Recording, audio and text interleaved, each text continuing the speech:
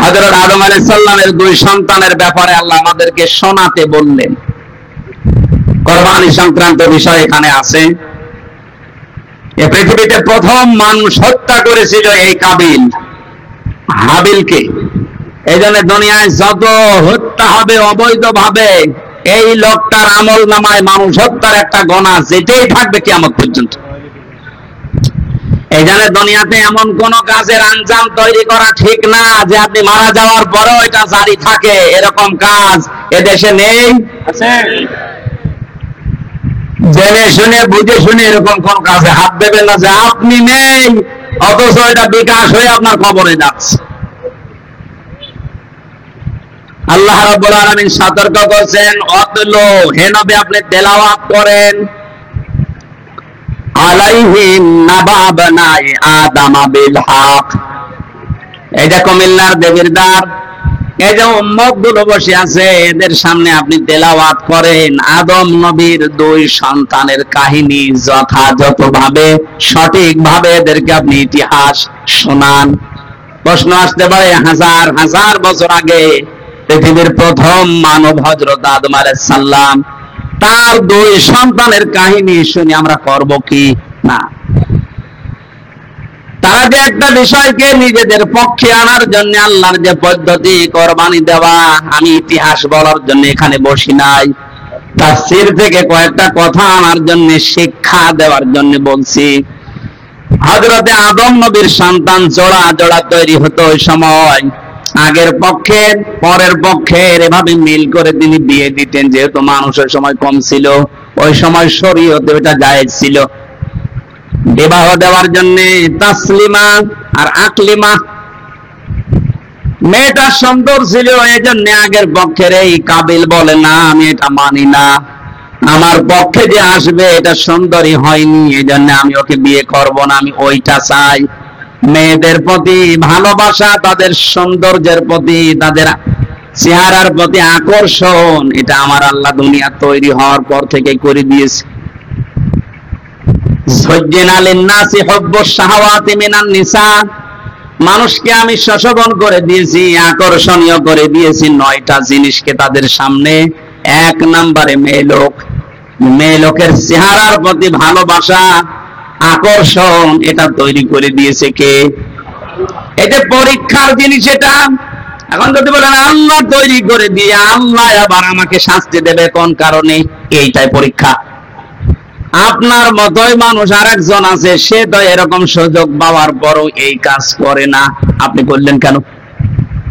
হযরত আদম নবী আলাইহিস সালামের মনে শান্তি ছিল না, তাকে আমার আল্লাহ জান্নাতে এত নিয়ামত দিয়েছিলেন, তারপরও তিনি আনন্দ শান্তি পাচ্ছিলেন না।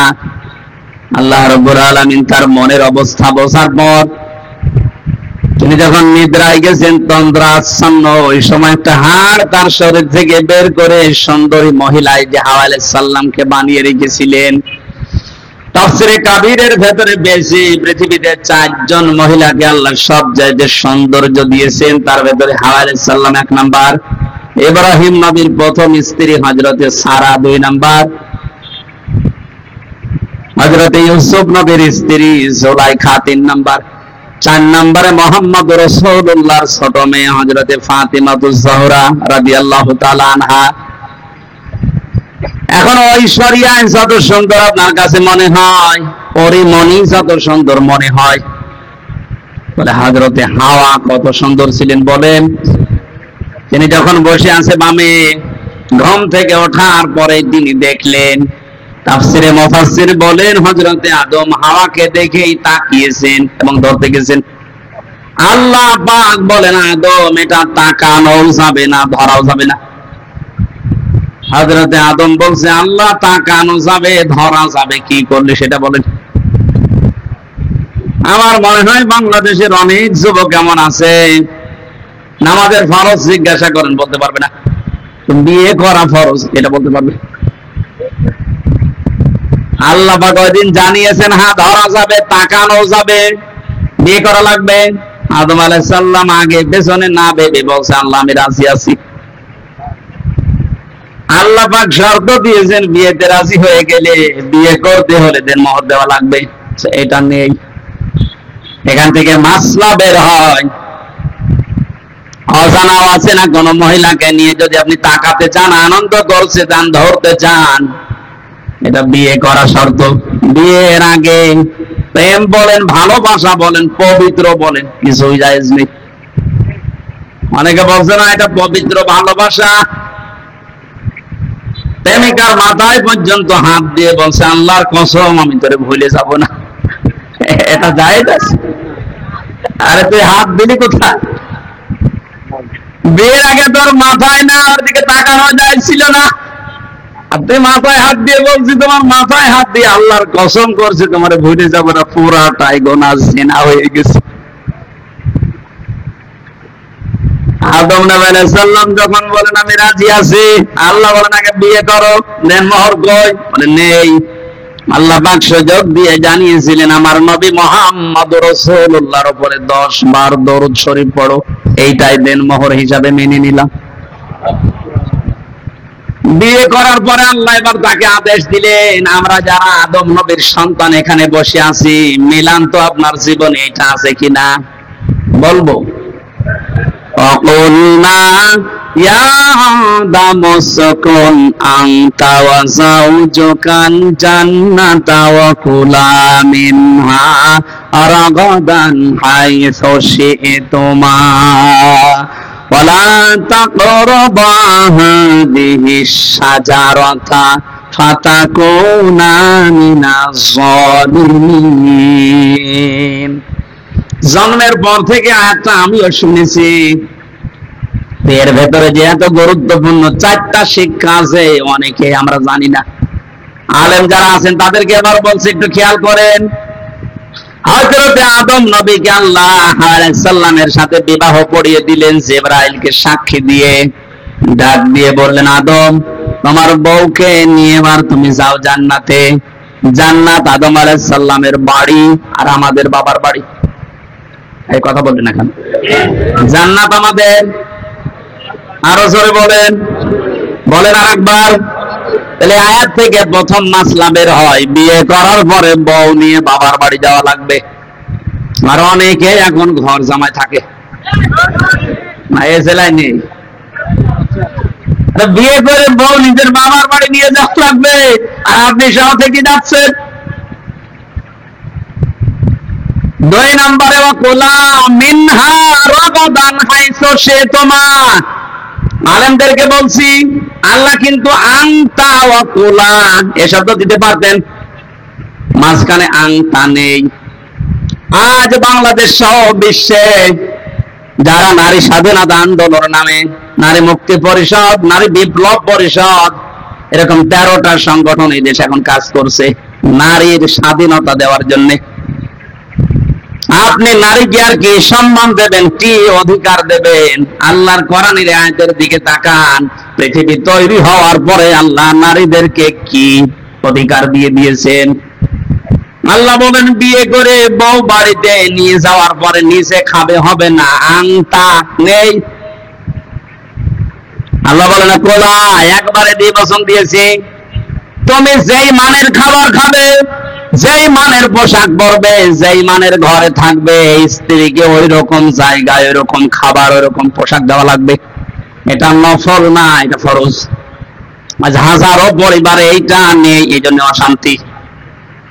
আমার কথা বুঝতেছেন? নিজে তো বাইরে ভালো মন্দ ভালোই খাচ্ছে, যাওয়ার সময় বর জন্য বাদাম নিয়ে যাচ্ছে। আপনি যে মানের খাবার গিয়েছিলেন, যে মানের পোশাক পরেছিলেন, সেই মানের থাকেন, ওইভাবে তার ব্যবস্থা করে দেওয়া লাগবে। এটা নির্দেশ আল্লাহ আদম নবীর উপরে। আল্লাহ বলতে পারতেন আংতা, হে আদম তুমি মরণের খাওয়া খাও, এরপরে যদি থাকে বউকে দাও না। একবারে গোলা দিয়ে আল্লাহ মেয়েদেরকেও আমাদের সাথে শামিল করে দিয়েছেন সমান। 3 নাম্বারটা তো আরো কঠিন, হাইসু শি'তুমা, যেখানে ইচ্ছা যাবে এই বাগানে এই জান্নাতে যা ইচ্ছা খাবে। তার মানে আয়াত থেকে মাসলা বের হয়, বিয়ে করার পরে বউকে তালাবদ্ধ হয়ে ঘরে বসিয়ে রাখবেন না, মাঝে মাঝে তাকে বেড়াতে নিয়ে যান বিভিন্ন জায়গায়। আপনি এমন এমন জায়গায় নিয়ে যাবেন যেন সে আনন্দ পায়, এমন একটা অনুষ্ঠানে নিয়ে যান। হ্যাঁ, এখানে আর শেষের শব্দ একটু ঝামেলা আছে। আল্লাহ বলেন হাইসো সে তোমা, তুমি নিয়ে যাও যেখানে ইচ্ছা যাও, যা ইচ্ছা খাও। দোয়ালা তাকরাবা হাতিহি সাজারা, এই গাছের কাছে যাবে না। কোন গাছ? না না, এটা আমিও জন্মের পর থেকে শুনছি যে গন্ধম গাছ। আরে ভাই, এটা যদি শুধু গন্ধম গাছ উদ্দেশ্য হবে, যে দুনিয়ায় আয়াত নাজিল করার আল্লাহর দরকার কি? আধুনিক তাফসীর গুলো আপনি দেখবেন সেখানে শুধু গন্ধম গাছ না, প্রায় 33টা অর্থ লেখা আছে। আপনার বউ নিয়ে আপনি এমন বর্ডার পার হওয়া যাবে না যে বর্ডার পার হলে আপনি আবার বিপদে পড়েন। কুমিল্লা শহর থেকে 2 কিলোমিটার পরে ভারতের কি বর্ডার? বলেন না কেন? পাসপোর্ট বাদ দিয়ে, ভিসা বাদ দিয়ে কেউ যদি যায় নিরাপদে যেতে পারবে, ওটা সীমানা, বর্ডার। আল্লাহ পাক বলেন আমারও বর্ডার আছে দুনিয়ায় 500। কত? আপনি 500 বর্ডার জানেন? এগুলো শরীয়তের বর্ডারের ভেতরে দেওয়া আছে। দুনিয়াতে বিবাহ করার পরে বউ নিয়ে আসবা, খাবা, চলাফেরা করবা, অনুষ্ঠানে যাবা, কোনো বাধা নেই। কিন্তু সাবধান, আল্লাহর বর্ডার যেন পার না হয়। এমন অনুষ্ঠানে যাওয়া যাবে না যেখানে গেলে নিজেরও পর্দা থাকে না, বড় পর্দা থাকে না। এরকম অনুষ্ঠান দেশে নেই? শিশু মেলায় যাচ্ছে বউ নিয়ে, শিশু নেই, শুধু শিশুর খালার আর মামারা। ওখানে গেলে আপনার আরো অ্যাক্সিডেন্ট হবে। সুতরাং যদি জানেন যে এখানে গেলে নিজেরও আল্লাহর বিধান মানা যায় না, বউ মানতে পারবে না, ওইরকম অনুষ্ঠানে যাওয়া যাবে না। ওইরকম বিবাহ অনুষ্ঠানে যাওয়া যাবে না যেখানে গেলে নিজে আল্লাহর বর্ডার পার হয়ে যাওয়া লাগে, স্ত্রীও পার হতে বাধ্য হয়। এখন যদি বলেন না গেলে আবার আত্মীয়তা থাকে না, আল্লাহর বিধান বাদ দিয়ে যদি আত্মীয়তা নষ্ট হয়ে যায়, যাক, ওইরকম আত্মীয় দরকার নেই। যে আত্মীয়র কারণে জাহান্নামের আগুনে যাওয়া লাগবে, ওইরকম আত্মীয় থাকার চাইতে না থাকাই ভালো। লা তাআতা লিমাখলুকিন ইল্লা বিমাসিয়াতিল খালিক। আল্লাহর নাফরমানি হয় এরকম কোন কাজ দুনিয়ায় কারো অনুসরণ করা, আনুগত্য করা জায়েজ? বলেন বলেন। আল্লাহ ছোট কথাটা আমাদেরকে বড় পরিসরে বোঝার তৌফিক দিন। সুতরাং বউকে নিয়ে এমন কোন অনুষ্ঠানে, এমন কোন জায়গায় যেতে পারবেন না যেখানে গেলে আল্লাহর বিধান আর মানা যায় না। যদি কেউ যায়, ফাতাকুনা মিনাজ জালিমিন, সে জালেম হয়ে যাবে। আর জালেমদের জন্য আল্লাহ নিজে মামলা রেডি করে রেখেছে। বলেন নাউজুবিল্লাহ। কোরআনে যত আয়াত আমি পড়েছি সব চাইতে সূরা শূরা 25 নম্বর পারা, 6 নম্বর পৃষ্ঠা, 12 নম্বর লাইনের 42 নম্বর আয়াতটা আমাকে আতঙ্কিত করে বেশি। এই এদিকে তাকান, সূরা শূরার 42 নম্বর আয়াত একটু মিলান। ইন্নামাস সাবিলু আলাল্লাযীনা ইয়াযলিমুনান নাস ওয়া ইয়াবগুনা ফিল আরদি বিগাইরিল হক, ইলা আখির আয়াত। আল্লাহ পাক বলেন আমি নিজে কিয়ামতের দিন মামলা দায়ের করব, আমি কেস করব, আমি অভিযোগ দায়ের করব তাদের বিরুদ্ধে যারা দুনিয়ায় মানুষ হয়ে মানুষের উপরে জুলুম করে। এ দুনিয়ায় নেই। আর আসতে বলেন, আপনি কথাটার ওজন টের পেয়েছেন? এ কথার লোড কত? আল্লাহ নিজে মামলা দায়ের করবে, উনি মামলার বাদী। যিনি বিচার করবেন বিচারক, উনি যদি বাদী হন, ওনার রায় তো পক্ষে আসবে। বলেন। এই আয়াতটা পড়ার পরে আমার নিজেরই মাঝে মাঝে ভয় লাগে, আল্লাহ আমি আবার মামলার আসামি হয়ে গেলাম না তো? কারণ আমার নফসের উপরে আর মাঝে মাঝে জুলুম হয়ে যাচ্ছে, আমার পরিবারের উপরে জুলুম হয়ে যাচ্ছে, সমাজের মানুষের প্রতি আমার যে দায়িত্ব ছিল আমি পালন না করে আমি জুলুম করে ফেলছি। এখানে যে যত বড় দায়িত্বে আছে, কিয়ামতের দিন ওই দায়িত্ব সম্পর্কে আল্লাহ তার কাছে পুঙ্খানুপুঙ্খানু হিসাব নেবে। প্রতিটি জিনিস যেহেতু নিয়ামত, এরপরে বাকি কথা। কয়েকদিন আগে একটা কনফারেন্স ছিল, আমি মদিনায় ছিলাম। এই যে এতটুকু একটা বাচ্চা আব্দুর রহমান, বিশ্ববিখ্যাত হাফেজ, বিচারক ওকে ডাক দিয়ে বলছে, তোমার যে চোখ নেই, তুমি অন্ধ, এই 11 বছর বয়সে কোরআনের হাফেজ হয়ে গেছে, তাও যেমন তেমন হাফেজ না, বিশ্বের ভেতরে সেরা যারা তাদের ভেতরে তুমি একজন, তোমার যে চোখ নেই, আল্লাহর উপরে তোমার কোনো অভিযোগ নেই। ছেলেটা কেঁদে ফেলেছে, ডাক দিয়ে বলে, বিচারক আমার কোনো অভিযোগ নেই, আমি আরো আনন্দে আছি। বিচারপতি ডাক দিয়ে বলছে, তোমার কোনো অভিযোগ নেই, আনন্দে আছো মানুষ? ছেলেটা বলছে, হুজুর যেদিন বিচার শুরু হবে, আসল বিচার কিয়ামতে, আমি তো কোরআনে কারিমের আয়াত পড়েছি আপনার সামনে, সুম্মা লা তুসালুন্না ইয়াউমাইদিন আনিন নাঈম, কিয়ামতের দিন প্রতিটি নিয়ামতের হিসাব আল্লাহ নিচে ধরবেন। আমার পা থেকে শুরু করে মামার যখন মাথা পর্যন্ত হিসাব আল্লাহ শুরু করে দিয়েছে, পা দিয়ে, এরপরে হাঁটু দিয়ে, এরপরে পেট দিয়ে, হাত দিয়ে, আস্তে আস্তে আমার কাছে চোখের কাছে যখন আসবে, আমি আল্লাহকে বলতে পারবো, অন্তত মাবুদ একটু দাঁড়ান, আপনি চোখের হিসাব আমার কাছে নেবেন, আমার তো দুনিয়ায় চোখ ছিল না, এদিকে তাকিয়ে হলেও দয়া করে আমার হিসাবটা আপনি সহজ করে দেন। আল্লাহ নিজে বিচারপতি হবেন। ও কুমিল্লাবাসী, কি মনে হচ্ছে আপনার কাছে আমি জানি না, কথাটা নরম হলে অনেক বড় কথা এটা। আল্লাহ নিজে বিচারপতি আর নিজে মামলার বাদী। এই দেশে যে যত বড় দায়িত্বে আছে, সে যদি আপনার মামলার বাদী হয়, জেল থেকে বেরানো আপনার কঠিন হবে। কথা বলে না কেন? প্রধানমন্ত্রী শেখ হাসিনা যদি আপনার বিরুদ্ধে মামলা দেয়, আপনি তো কালকেই বের হয়ে যাবেন নাকি? সুতরাং যে যত বড় ক্ষমতাশালী, সে যদি মামলার বাদী হয়ে যায়, পৃথিবীতে সবচাইতে বড় ক্ষমতার মালিক কে বলেন তো? আল্লাহ আয়াতে জানালেন, আমি নিজে তোর বিরুদ্ধে মামলা দেব। এই জন্য আল্লাহর বিধানগুলো ওভারটেক করে, পার করে ফেলে আমরা যেন আল্লাহর মামলার আসামি হয়ে না যাই, এগুলো খুব হিসাব নিকাশ করে পা ফেলা দরকার। আদম নবীর সন্তানের কাহিনীগুলো আল্লাহ এবার শোনাতে চেয়েছেন কেন? এবার খেয়াল করেন। আল্লাহ বলেন, হে নবী, আপনার উম্মতদেরকে যখন পাবেন, তাদের সামনে আমার এই আয়াতগুলো তেলাওয়াত করে শোনান। এটা হাজার হাজার বছর আগে হযরতে আদম নবীর 2 সন্তানের কাহিনী। এই মেয়ে লোক নিয়ে তারা ঝগড়ায় বিপদে নিমজ্জিত হয়েছিল। শেষ পর্যন্ত আদম নবীর শরীয়ত অনুযায়ী তাদেরকে বলেছিলেন, তোমরা কোরবানি করো। আমাদের যেমন পশু করার নিয়ম, ওই সময় নিয়ম ছিল আলাদা। ওরা এরকম চাটিয়াল ময়দানে পশু জবাই করে রেখে আসতো, আগুনের ঝলক আকাশ থেকে এসে পড়িয়ে ফেলতো, তারটা কবুল হয়ে যেত, আর যারটা পড়ে থাকতো তারটা কবুল হতো না। আমার মনে হয় এই শরীয়ত যদি এখন আমাদেরও থাকতো, এই দেশে কত মানুষের কোরবানি ধরা পড়ে যেত। আমার ভাইরা, বেশি সময় হয়ে গেল, শেষ করে দিই নাকি? আমার তো আবার আয়াত শুরু হচ্ছে, গরমের ভেতরে তো আসলে 1 ঘন্টা হয়ে গেছে, শেষ করে দিই। যে না, মানে এই যে মানুষগুলো ব্যস্ত না, এদের আরো কাজ আছে, আমারও কাজ আছে। হ্যাঁ, চালাবো,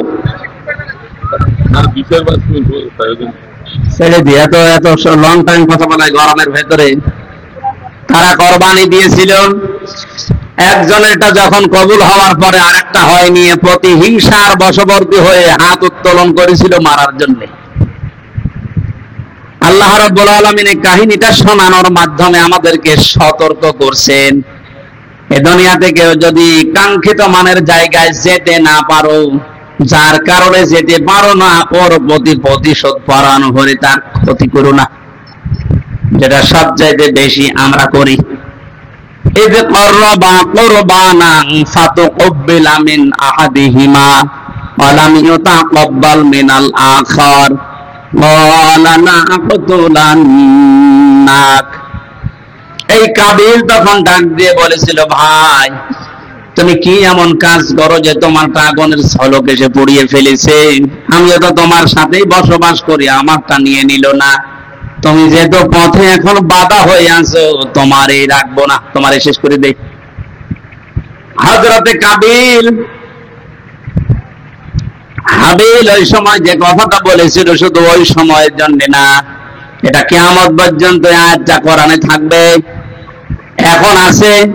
আমাদের জন্য শিক্ষা হচ্ছে, হাবিল বলেছিল ক্বালা ইন্নামা ইয়াতাকাব্বালুল্লাহু মিনাল মুত্তাকিন। হে ভাই কাবিল, কান খাড়া করে শোনো, দুনিয়াতে শুধু তাকওয়া মুত্তাকি যারা, এই মানুষগুলোর সম্পদ জীবন আল্লাহ কবুল করে থাকেন।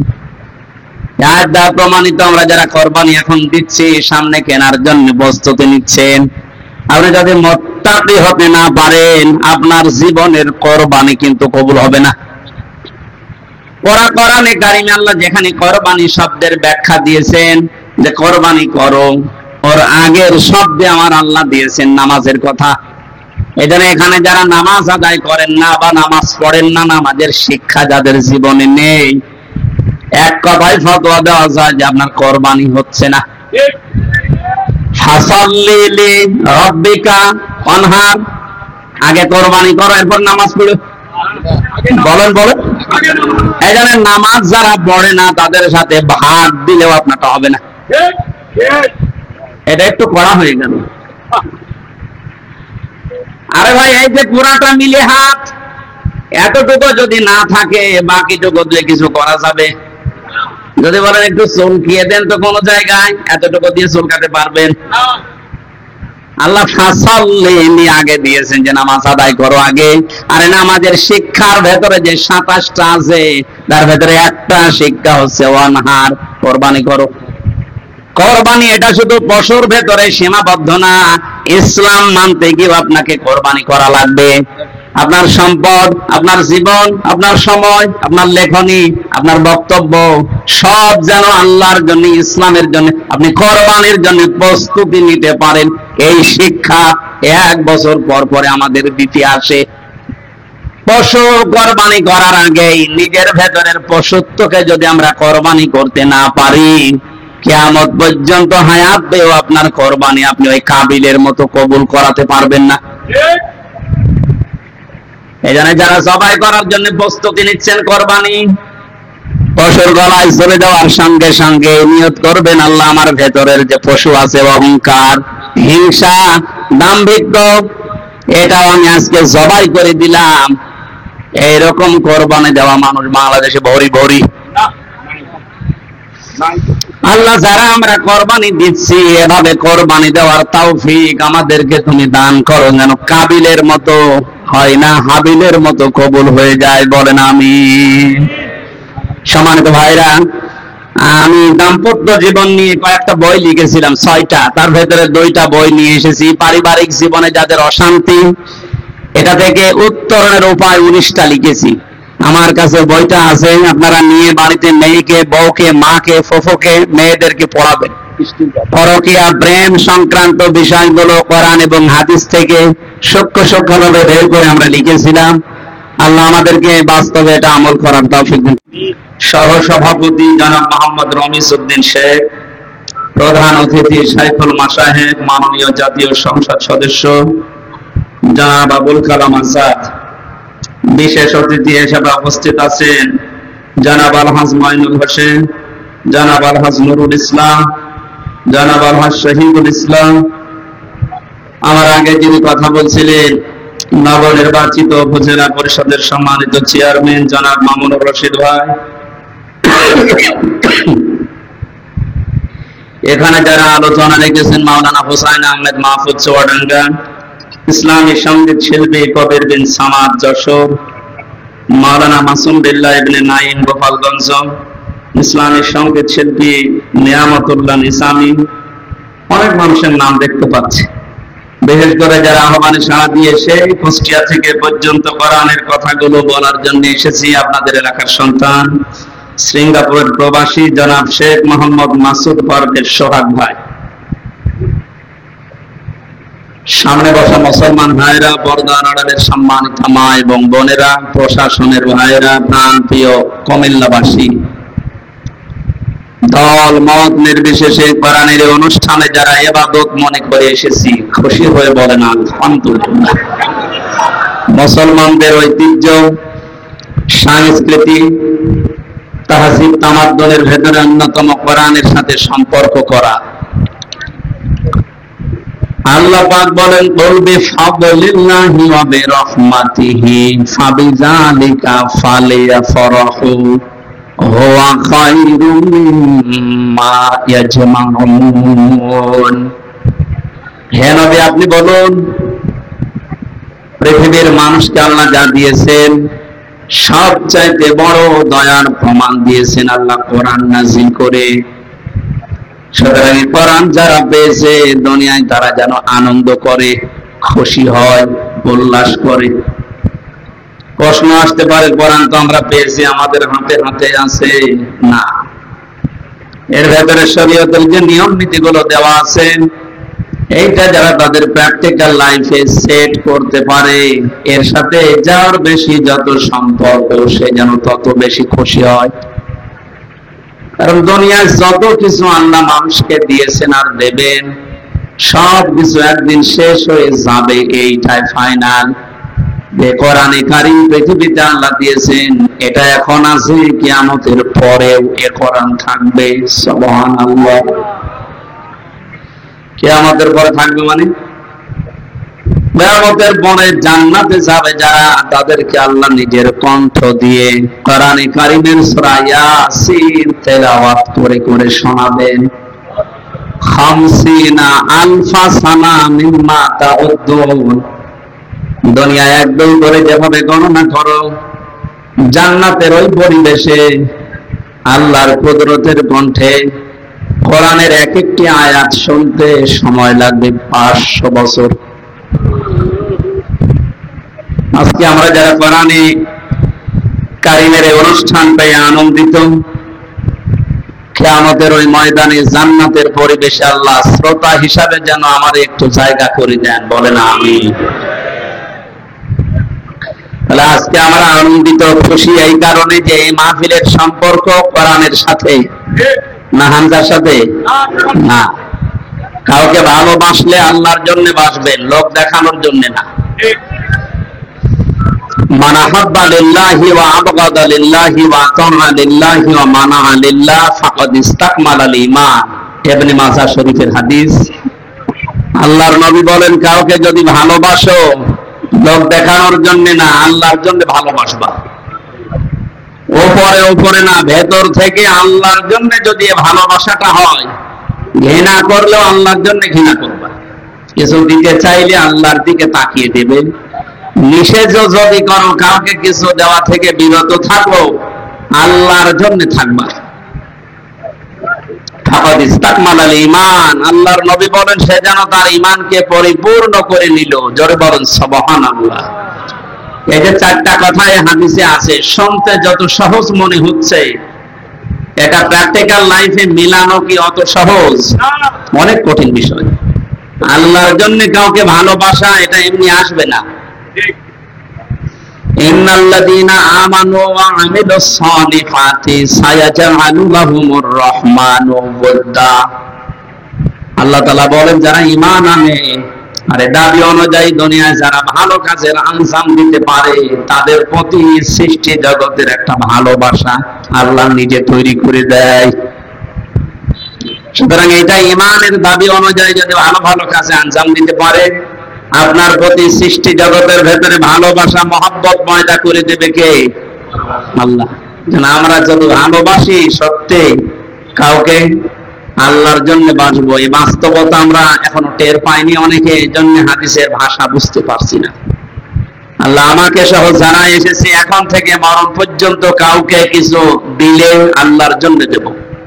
যদি নিষেধ করে, কারোর সাথে যদি ঝগড়াঝাটি হয়, মারামারি হয়, মনোমালিন্য তৈরি হয়, এটা যেন আল্লাহর জন্য হয়।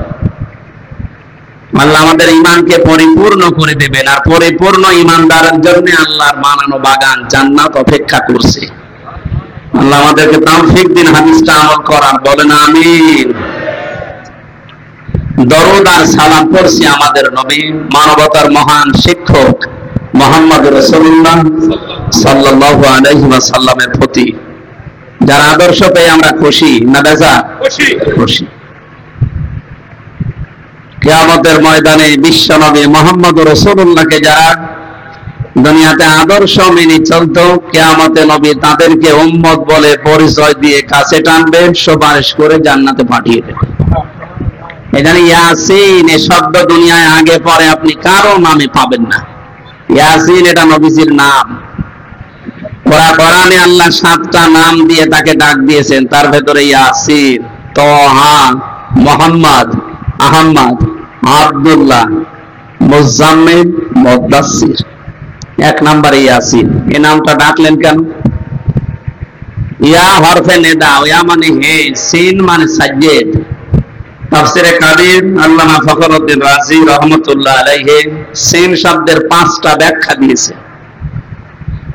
তিনি বলেন সিন মানে সাজ্জেদুল আলামিন, সিন মানে সাজ্জেদুল কাওনাইন, সিন মানে সাজ্জেদুল বাশার, সিন মানে সাজ্জেদুল আম্বিয়া, সিন মানে সাজ্জেদুল মুরসালিন।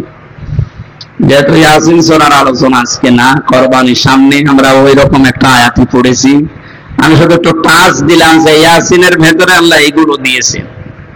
আল্লাহ আমাদেরকে ইয়াসিন, আল্লাহর ঘোষণা দেওয়া একমাত্র নেতা দুনিয়ায় মুহাম্মদ রাসূলুল্লাহ, তাকে অনুসরণ অনুকরণ করার তৌফিক যেন দান করেন। এটা জিলহজ মাস আরম্ভ হয়ে গেছে। পৃথিবীতে যত শ্রেষ্ঠ দিন আছে, রমজানের পরে, মুহররমের পরে সবচাইতে দামি দিন আল্লাহর কাছে এই 10 দিন। নবীজি উম্মতদেরকে জানিয়েছেন জিলহজ মাসের শুরু থেকে কুরবানির দিন পর্যন্ত যে 10টা দিন তোমরা পাবে, কমপক্ষে 7টা কাজ দুনিয়াতে না করে থাকবে না। তার 1 নম্বরে এ মাসের শুরুর আগ পর্যন্ত যারা দাড়ি, চুল, শরীরের বিভিন্ন অঙ্গ প্রত্যঙ্গের পশমগুলো কেটেছিলেন, এই 9 দিন না কেটে যেদিন আপনি কুরবানি করবেন তার আগের দিন কেটে ফেলবেন। দ্বিতীয় নম্বরে এ মাস আসার সঙ্গে সঙ্গে বিশ্বনবী মুহাম্মদ রাসূলুল্লাহ রোজা রাখা আরম্ভ করতেন।